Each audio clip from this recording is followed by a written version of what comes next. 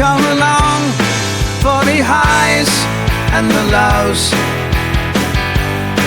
with the theme Park Bros.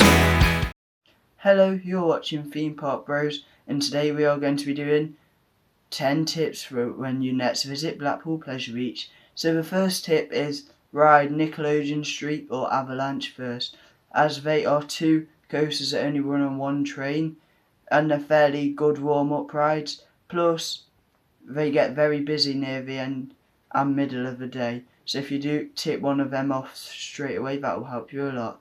And next is that you cannot bring your own lunch in. So I'm pretty sure you can nip out the park, but you'll have to check because I'm not the most reliable on this. But basically, you can't bring your own lunch to the park. So have a big breakfast and maybe buy something a bit smaller from the park so it doesn't cost you too much money.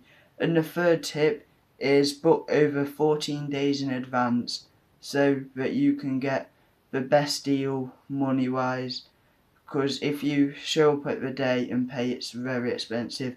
If you book online a couple of days in advance, it's still fairly, but it's cheaper if you book over 14 days in advance, because we learnt that last time.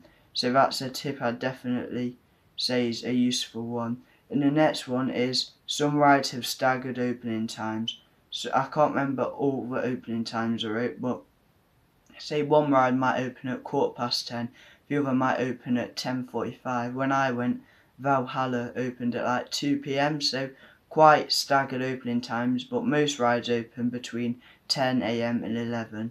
So you'll have to check before getting in the queue what time it opens, so you can get on a ride that opens earlier than the others. And then the next one is get there fairly early, probably just before the park opens, and leave and get in the queue a bit before the park shuts so you can get the last hour of the day quieter, and maybe the first hour of the day might be a bit quieter. So if you're there for longer, you're more likely to get on rides, plus it's busier in the middle of the day so people might go home, and then if you're still there at the end you might get some not walk on but quieter queues. Number 6 I think it is there are some good rides there that aren't like roller coasters, such as Wallace and Gromit and Valhalla, that type of ride, because they have some decent flat rides, good dark rides and the odd water rides. So they've got a selection of rides that aren't just roller coasters, so that is a great thing, especially if you're not into coasters. And the next one is a quick warning: if you do not like rough rides, then you may be cooked, because some of the rides there are rough. I'm not saying every ride. I went on a few rides and was like, oh, that's not rough. But say the Big Dipper, people say it's not as rough as some, but I found that the roughest. But I've not been on Grand National, so I'll have to tell you after I've been on that which of them two old woodies is thingy. But basically there are some rough rides, but there's also the odd smooth ride.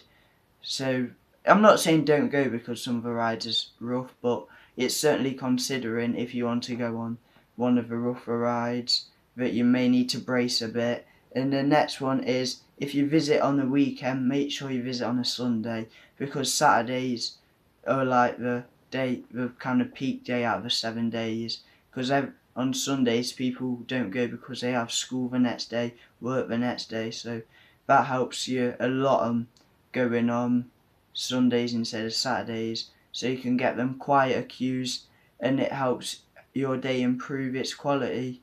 So that'll be good. And then the next one is, out of all the coasters, I would say the best one is Icon. That's my opinion, so you can tell me I'm wrong in the comments, I don't mind, but or when you go you can tell me what your favourite coaster is. I'd like you to tell me in the comments if you want. And then about that, I'd say Icon is because it's so smooth, fairly fast, nice launchers, and it's just a great ride, to be fair, one of the best in the UK.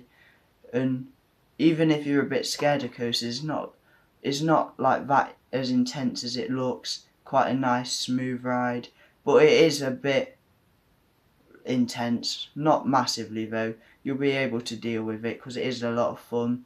There are quite a few good coasters. I think they've got 10 coasters there in total, which is tied with Alton Towers, so for the most in the UK, so certainly a lot of rides to do. And the last one is make sure you get the app, because with the app you can have a look at the queue times and stuff like that. Also, with having the app, it helps a lot because you may be able to find better offers and stuff on the app if you don't have the app. So obviously, whenever you go to a theme park, you should probably get the app, as it's a great idea and will probably help you prioritise some rides and do them when they've got shorter queues. And hopefully you've learned some useful tips from this video. So don't forget to like and subscribe. I'll see you in the next one. Bye.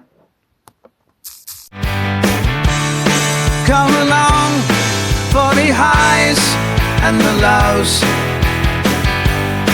with the theme park bros.